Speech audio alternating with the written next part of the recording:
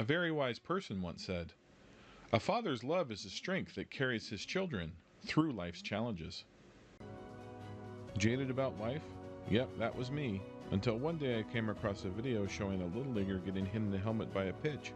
Scary, right? That's when the most remarkable thing happened. The batter, seeing the pitcher crying about what he had done, walked over and gave him a hug and consoled him. That video, in the blink of an eye, gave me hope and inspired me to do for others what it had done for me. That journey starts now. Hi out there, all you wonderful people, and thank you so much for joining me for another episode of Mission Inspire, where I've made it my mission to find, share, and celebrate content that hopefully inspires you and makes the world around us better. My name is Grant. Thank you so much for joining me today. Have a great story for you today. It's a little bit of a shorter story, but it's a great one. I found it over at msn.com, so please go and check their website out and give them support. And today's story is entitled, "I was born blind with cerebral palsy. My dad raised me alone and fought for me to have everything I needed." Let's get into the story, and I hope you enjoy it.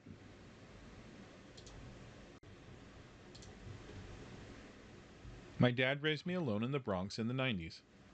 He told me I was not only his daughter, but also his best friend. He died when I was 11, and every Father's Day I think of him and try to celebrate who he was. For years, Father's Day was a sad holiday for me. My dad raised me in the Bronx as a single parent in the 90s. Even harder than raising a child alone were my medical issues. I was born partially blind with cerebral palsy. Now, at 33, I realize the depth of responsibility he'd embraced. For years, I pondered how different my life would be if he didn't pass away 3 days after my 11th birthday. "You're not just my daughter, you're my best friend," he said one evening while pushing me in a stroller to the grocery store.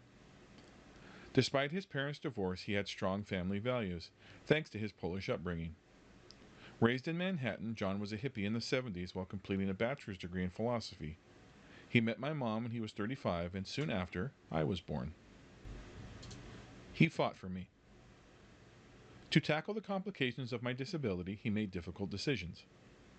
After learning about my diagnosis when I didn't reach the milestone of walking, Dad gave consent for a surgery to correct my posture. He enrolled me in a specialized hospital, Blythedale, in Valhalla, far away from our apartment. I received a peak level of specialized physical therapy that allowed me to walk with my knees bent through the help of a support cane. Quickly, he realized the education provided by the hospital was less than average. Against professional advice and threats of losing parental custody during an ongoing court battle against my mother, Dad took me out of the children's hospital. I became the first disabled student to attend Our Lady of Angels Catholic School in the Bronx. He took me to outpatient physical therapy 3 times a week. When I was 8, I had a kindergarten reading level. I soon caught up to my appropriate grade level, gained more confidence during interactions with other children, and learned self-discipline. He died, and I was adopted. Unfortunately, my father lost custody of me, and 2 years later he died. I stayed in foster care where I was eventually adopted at 16. As I grew older, I held on to the memory of my father and the life we shared.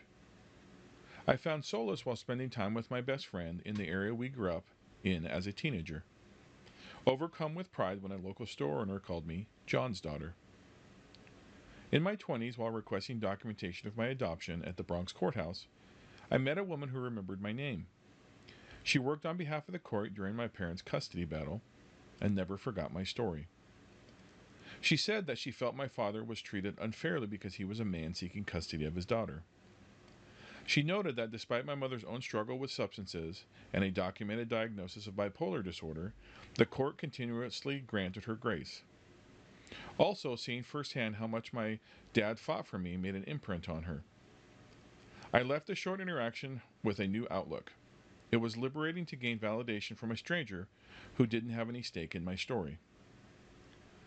Now, after Father's Day arrives, the sadness I once felt has been replaced with admiration. Over time, I realized how lucky I was to have him, even for the short time. Instead of mourning his loss, I try to commemorate the role he chose to take on. Whatever struggles I face, his unconditional love sparks my resilience, and I try to do good in the world with all the strength that he gave me. So that was the story. I hope you enjoyed it. This story caught my eye, and I really, really like this story because the place that she's reached at the end of this short story, where she says that the sadness she had on Father's Day has been turned into admiration. That is a wonderful place to be. Very difficult to get to when you lose someone that you love, especially a parent. But it's a wonderful place to be because you're celebrating instead of being sad, which I'm sure that loved one wouldn't want you to be. Being able to celebrate that person's life, I think, is the best place to be.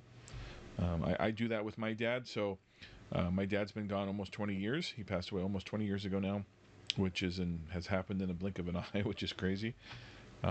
But am I sad that he's gone? Of course I am, and I think about him, and I think of things that I would love to discuss with him, world events, current things that have happened, a joke, those types of things. But I've tried my best to not be sad. I've tried my best to celebrate that I had him in my life, and he was in my and my sister's lives. Very difficult to get to, but I think that's the best place to be. I am 100% the person I am today because of my parents, both my mom and my dad, who have both passed. And I can't imagine what type of a person I would be. Of course, it's my decision, and it's the age-old question: nature versus nurture. And of course, nature has a part in who you are, but I think nurture is the stronger part of that. Who you become. How your family life was, how you were treated when you were a kid and developing. And I am very happy to say that I had wonderful parents, and I was taken care of and loved unconditionally, and that allowed me to be the person I am today. So I thank both of them for that.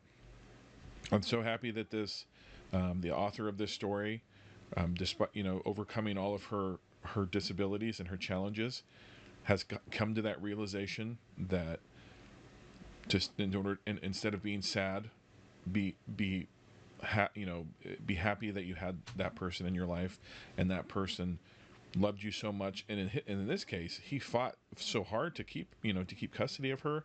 He did what he had to do to help her be able to walk, to set her up being able to walk, and got her a better education than she would have done if he would have just said, listened to others and kept her in the hospital school. He was able to get her into a different school that gave her a better education, which set her up for more success in life. So this man is a hero, in my opinion. It's got to be. I'm not a father, but it's got to be difficult when you have a child, all that responsibility coming just right on you, and then having a child with special needs like her, it's even more so. So this man is a wonderful man. I'm so happy that he was in her life and he helped her, and it seems like she's a well-adjusted person, and I hope she's happy. Hope she has a long, happy life, and thank you for sharing the story to her. So this story was very inspirational to me. I hope you enjoyed the story today as much as I did. It was kind of a shorter story, but I thought it was a great one, so that's why I wanted to share it. What did you guys think of the story? Please give me a comment down below. Let me know what you thought. Did you have any experience with what was your parents like? Did they fight for you? Was there something wonderful that your parents did for you that helped you later in life? What kind of family life did you have? Let me know in the comments below. If you like this type of content, this video specifically, or this type of content that I do, please consider sharing this with others. Please, anybody that might find this is inspirational as I do, and I hope you do. Please share this story with them. Get it out there, please. Please consider following or subscribing to the channel for more content like this. I really appreciate that. I appreciate all of you watching today and sticking with me.